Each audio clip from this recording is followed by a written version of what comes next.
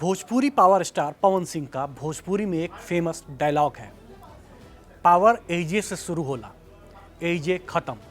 और इसी पावर को बिहार के पॉलिटिक्स में बीजेपी आजमाने वाली है।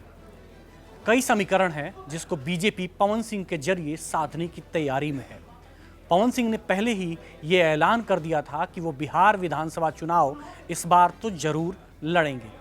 पवन सिंह के आरजेडी के संपर्क में होने की भी चर्चा ने सियासी पारा खूब हाई किया था, पर पावर स्टार ने चुनावी मौसम में अपने पावर की आजमाइश अपनी पुरानी पार्टी बीजेपी में रहकर करने को चुना। इसके पीछे क्या समीकरण है, वो सारे समीकरण इस वीडियो में आप देखेंगे, समझेंगे, जानेंगे। नमस्कार, मैं हूं आदर्श, आप देख रहे हैं कड़क। बिहार में कड़क पॉलिटिक्स विधानसभा चुनाव के मद्देनजर देखने को मिल रही है। सभी पार्टियां एक दूसरे को मात देने के लिए अपने अपने खेमे को मजबूती दे रही हैं। इसी कड़ी में बीजेपी ने अपने खेमे में फिर से वापसी कराई है पावर स्टार पवन सिंह की। भोजपुरी फिल्म जगत के पावर स्टार पवन सिंह का वनवास कुल 16 महीने का था, जिसके बाद पवन बीजेपी वापस लौट आए। पवन सिंह ने कुछ दिन पहले नेता प्रतिपक्ष तेजस्वी यादव की जमकर सराहना की थी। पवन ने तेजस्वी को बड़ा भाई बताते हुए कहा था कि वो एक जमीन से जुड़े नेता हैं जो आम जनता की भावनाओं को समझते हैं। पवन सिंह ने यह भी कहा था कि तेजस्वी यादव की बातें लोगों के दिलों को छू जाती हैं। पढ़ाई को लेकर तेजस्वी पर लगे आरोपों को लेकर उन्होंने कहा था कि डिग्री से ज़्यादा जरूरी है जनता के लिए काम करने का जज्बा। इन बयानों के बाद से सियासी गलियारों में यह चर्चा तेज हो गई थी कि पवन सिंह आरजेडी के संपर्क में हैं, पर पवन ने बीजेपी का ही रुख किया। कहने को तो बहुत कुछ कहा गया, कहा तो यह भी गया कि पवन सिंह प्रशांत किशोर की पार्टी से चुनाव मैदान में उतर सकते हैं। लेकिन 2 महीने पहले आरके सिंह से मुलाकात से शुरू हुआ गिले शिकवे दूर करने का सिलसिला अब अमित शाह, जेपी नड्डा और उपेंद्र कुशवाहा से मुलाकात के बाद पूरा हो चुका है। इन नेताओं के साथ ही तस्वीरों को साझा करने पर पवन सिंह ने अपने पावर और पॉलिटिक्स का गेम भी शुरू कर दिया है। सोशल मीडिया अकाउंट से पोस्ट करते हुए पवन सिंह ने लिखा था कि इन्हें देखकर जातिवादियों के सीने पर सांप लौट रहा है। कुछ समय पहले आरजेडी के सुर में सुर मिलाने वाले पवन ने अपना राग ही बदल दिया। अब ऐसे में सवाल उठता है कि कौन सी रणनीति के तहत पवन बीजेपी में शामिल हुए हैं।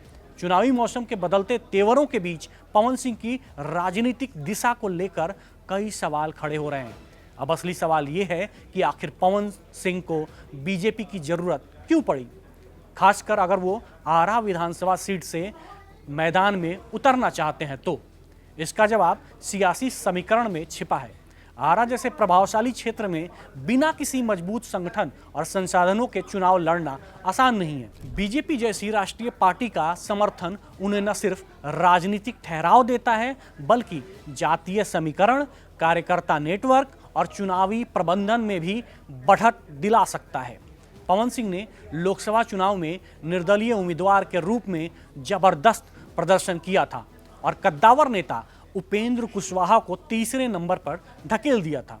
एक फिल्मी सितारे के तौर पर वो अपनी मजबूत पहचान बना चुके हैं। पवन सिंह के फैंस उनको चाहते हैं। वो बीजेपी के अलावा भी कई पार्टियों से टिकट ले सकते थे, मिल भी जाता। वो काबिल भी हैं, कौन नहीं उनके स्टारडम को भुनाना चाहता। तो फिर सवाल उठता है कि आरा से चुनाव लड़ने के लिए उन्हें बीजेपी का सहारा क्यों लेना पड़ा। इसका जवाब जातीय समीकरणों के साथ साथ पार्टी संगठन की मजबूती को भी माना जा रहा है, जो चुनावी मैदान में बड़ी भूमिका निभाती है। इस बार आरा सीट से पवन सिंह के चुनाव लड़ने की चर्चा जोरों पर है। आरा विधानसभा सीट के मतदाता कई समुदायों से मिलकर बने हैं, जिनका अपना खास राजनीतिक महत्व है। इस क्षेत्र में सबसे अधिक राजपूत और यादव समुदाय के मतदाता हैं। करीब 35,000 राजपूत और 28,000 यादव। इसके अलावा ब्राह्मण और दलित वर्ग भी इस क्षेत्र में अच्छी संख्या में मौजूद हैं। ब्राह्मण मतदाता बीजेपी के लिए एक मजबूत आधार है। जनरल कैटेगरी में राजपूत भी बहुत मजबूत आधार है। वहीं चिराग पासवान और जीतन राम मांझी की पार्टियों के लिए एनडीए गठबंधन में शामिल होने से दलित महादलित मतदाता भी इस गठबंधन के पक्ष में दिखते हैं। इन सब बातों को ध्यान में रखते हुए आरा विधानसभा सीट पर जातीय समीकरण और राजनीतिक गठजोड़ का बड़ा असर है, जो इस सीट पर चुनाव की दिशा तय करता है। पवन सिंह के लिए भी यही कारण है कि वो बीजेपी से ही इस सीट से चुनाव लड़ना चाहते हैं। आरा विधानसभा सीट की बात करें तो यहां 2000 से बीजेपी का कब्जा रहा है। अमरेंद्र प्रताप सिंह इस सीट से 5 बार विधायक बन चुके हैं, लेकिन 2015 के चुनाव में आरजेडी जेडीयू के गठबंधन ने बाजी मार ली और मोहम्मद नवाज आलम ने अमरेंद्र प्रताप सिंह को पराजित किया। पवन सिंह को आरा की राजनीति में मौका नजर आ रहा है और इसके पीछे ठोस कारण ये भी है। आरा से 5 बार विधायक रह चुके अमरेंद्र प्रताप सिंह अब 78 वर्ष के हो गए हैं।